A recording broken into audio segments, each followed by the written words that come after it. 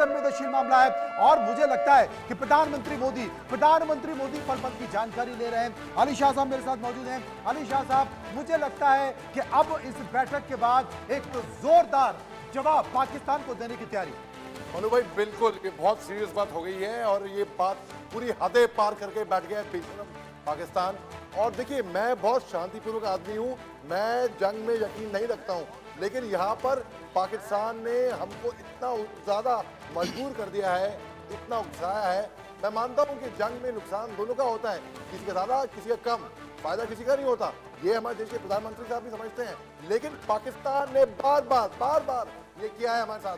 अब कहाँ तक चुप बैठे, कितना चुप बैठे, हर चीज़ हमने ट्राई करी है। अब पाकिस्तान का वक्त आ गया है। उनका, मुझे लग रहा है, उनका नक्शा ग्लोबल मैप पे से मिटने वाला है। अब ये पाकिस्तान नहीं रहेगा, ना ही इसका आतंकिस्तान तो एक जगह रहेगा, आतंकिस्तान वहाँ नाम रख लें।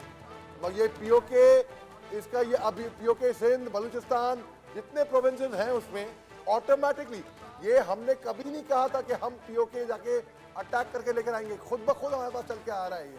और पाकिस्तान ने ये हिमाकत करी है ना, जो हिमाकत करी इन्होंने, कल जो हिमाकत करी इन लोगों ने, 15 मिलिट्री एस्टैब्लिशमेंट को जो निशाना बनाया है जी, मगर ये कामयाब नहीं हुए अपने नापाक मंसूबों में।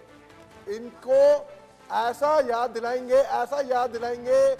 ये आप बिल्कुल, इतना हम एक हिंदुस्तानी का खून खौल उठ रहा है।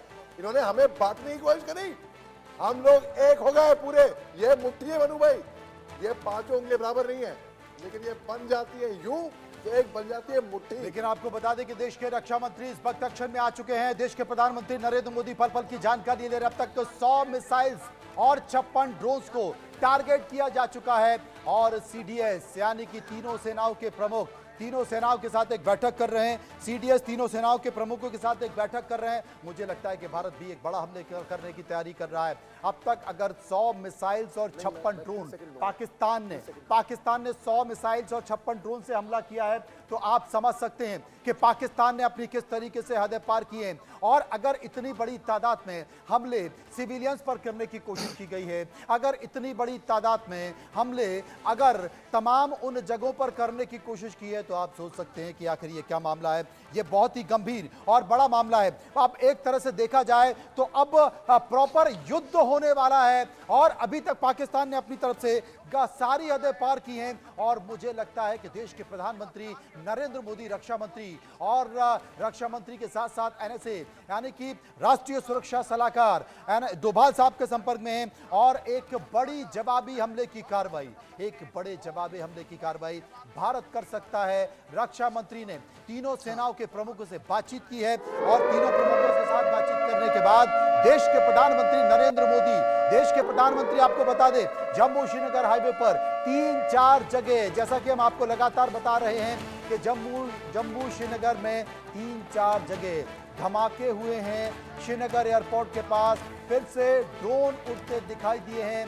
श्रीनगर एयरपोर्ट पर हाई अलर्ट जारी कर दिया गया है। पूरे जम्मू कश्मीर श्रीनगर में हाई अलर्ट जारी कर दिया गया है। इसके साथ साथ कई ऐसी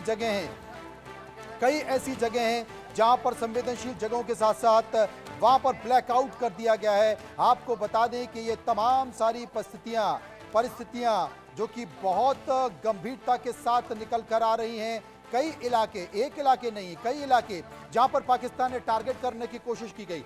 जम्मू एयरपोर्ट, जम्मू यूनिवर्सिटी, अखनूर, सांबा, उधमपुर, पंजाब, पठानकोट, जालंधर, राजस्थान, जैसलमेर, ये तमाम इलाके हैं जहां पर मिसाइल्स के जरिए, ड्रोन्स के जरिए